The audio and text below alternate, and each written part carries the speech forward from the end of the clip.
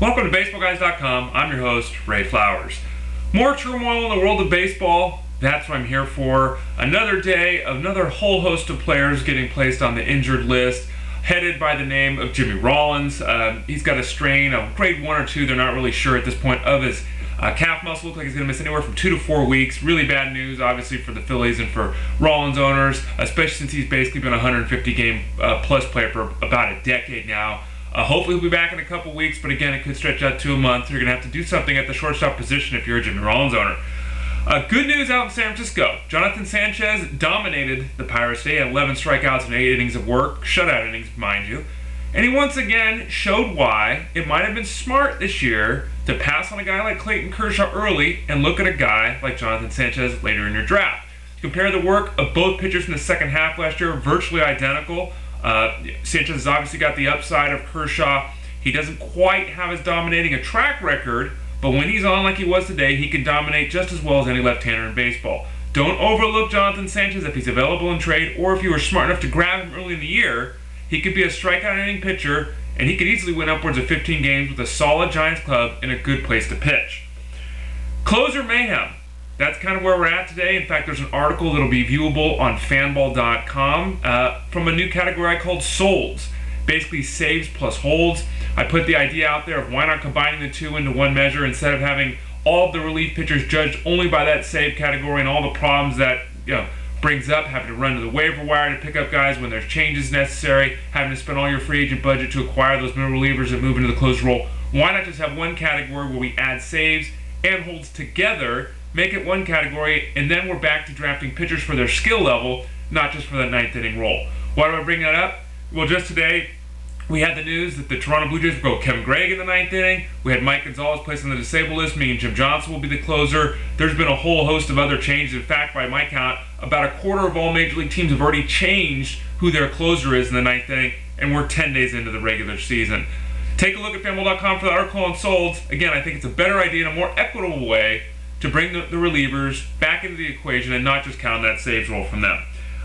B.J. Upton, big day, 2 home runs, first 2 home run games since the playoffs a couple of seasons ago.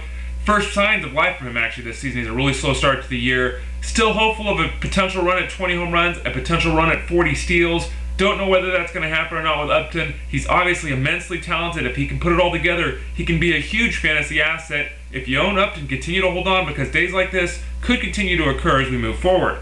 Denard Span, barely hitting 150 on the year. Lots of people worried about him in the fantasy game. Don't be worried about Denard Span. He's got a good approach to the plate. He basically matched Shane Victorino's production last year without a lot of fanfare. Victorino, by the way, will take over the leadoff role when Jimmy Rollins is out of action, moving up from the 7th spot in the order, so keep that in mind if you're a Victorino owner. He'll be in the leadoff role for probably about a month. Back to Span, he's hitting again 156. But he's walked 9 times in 9 games. Still getting on base, still doing his thing in the leadoff role. Twins have all the confidence in him in the world, and because of his ability to work the count and to stay patient even when struggling, look for Denard Span to bounce back hard, push his average back toward 300 by the time the season's all over, and be an excellent leadoff hitter for the Twins and a great member of your fantasy squad. Jason Kendall had a bit of an oddity, which you can find at fanball.com in my By the Numbers piece by hitters. What was the oddity? Well, first 8 games of the season, his first 8 games in a Royals uniform, he had a hit in each game. He was hitting over 300, had an 8-game hitting streak. Yet somehow, despite an on-base percentage of over 370 in that time, he hadn't scored a run or had an RBI in 8 games. Now, he changed that up in his 9th game of the season today. He actually had 2 runs scored and an RBI to break that streak of 8 games without an RBI. He also had 4 more hits to push his hitting streak to 9 games. Still doesn't have much value in the mixed league because he has no power. He's basically a 250 hitter and he doesn't steal bases like he once did. But Jason Kendall is hot right now, and right on while that's the case. Out in Oakland, we had another hitter who had a long hitting streak, or at least a hitting streak of every day of the season to start the year, and that's Ryan Sweeney, who's had an 8-game streak for the A's. He's got a 294 average actually since the start of last season. If we look at players who've had at least 550 plate appearances since the beginning of 2009, that's the 49th best mark in baseball. Sweeney still doesn't lift the ball enough to be considered a big-time fantasy play in mixed leagues, but if he's hitting around 300, stealing a few bases, and scoring some runs, he's definitely someone to keep an eye on. Moving forward, we've got Jorge Cantu, who's got another streak of his own. He has an 8-game streak of both a hit and an RBI to open the season, and that's only the 2nd time that's happened in the history of baseball. The other time was George Kelly back in the 1920s.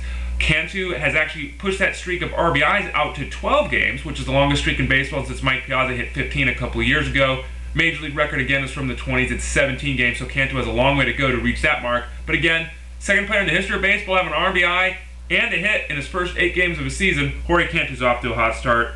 And finally, Jonny Gomes. Another home run. I keep saying he needs to play every day. The Reds aren't going to play him every day. Gomes does have a .220 batting average in his career against right-handed pitchers, which has always held him back from being a full-time player. He's still produced home runs in those roles, averaging about 30 per 500 at-bats against right-handed pitchers. And in fact, if we go back and look at his last 554 at-bats, all the at-bats he's been given since the start of the 2008 season, he has 30 home runs. That's a pace for upwards of high 30s if given 500-plus at-bats in a season. I wish the Reds would do it. I don't think they will, but if you need some power in an NL league, Jonny Gomes is a great option. Again, I'm Ray Flowers, BaseballGuys.com. It's been Around the Horn. Look forward to talking to you all again soon. And one other thing, NHL Stanley Cup playoffs start tonight. Go Sharks.